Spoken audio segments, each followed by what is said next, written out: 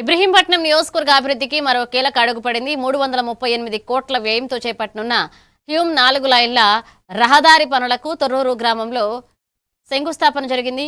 MLA Malreddy Rangareddy ఆధ్వర్యంలో జరిగిన ఈ కార్యక్రమంలో మంత్రి కోమటిరెడ్డి వెంకటరెడ్డి, ఎంపీలు కొండా విశ్వేశ్వరరెడ్డి, చామల కిరణ్ కుమార్ రెడ్డి, ఈటెల రాజేందర్ పాల్గొన్నారు.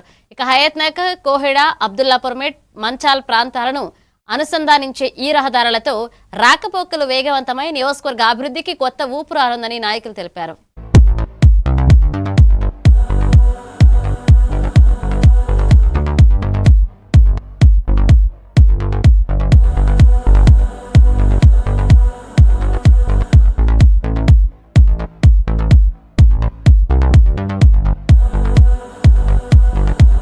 ఐదోసారి ఎమ్మెల్యేగా ఓడిపోయిన తర్వాత ఇప్పుడు భువనగిరికి పోటీ చేస్తే నేను ఒక పైసా ఖర్చు పెట్టలేదు, ఎవరికి ఛాయ్ కూడా దానిపోయలేదు.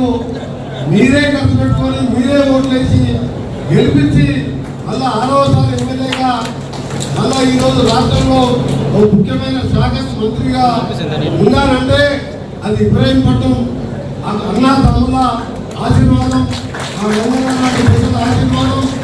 నిరంజన్ కానీ మైపాలు అక్కడ ఉన్న నాయకులు మా శ్రీరామ అందరూ చూపించి ఈ బిడ్డు చూపించారు.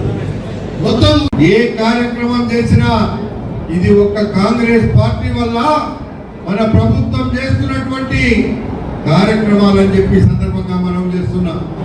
మొన్ననే ఆరుట్లలో మన ముఖ్యమంత్రి గారు రామంతపూర్ పబ్లిక్ స్కూల్ అని ఎట్లా పేరుందో ఈరోజు ఆరుట్లలో అలాంటి పేరు వచ్చేటువంటి ప్రభుత్వ పాఠశాలను పబ్లిక్ పాఠశాలగా ఒక బ్రహ్మాండమైనటువంటి రోడ్ల మీద కూర్చుండబెడితే ఫార్మాసిటీ రాకుండా చేసిండు అని ఆ రోజు ముఖ్యమంత్రి రేవంత్ రెడ్డి గారిని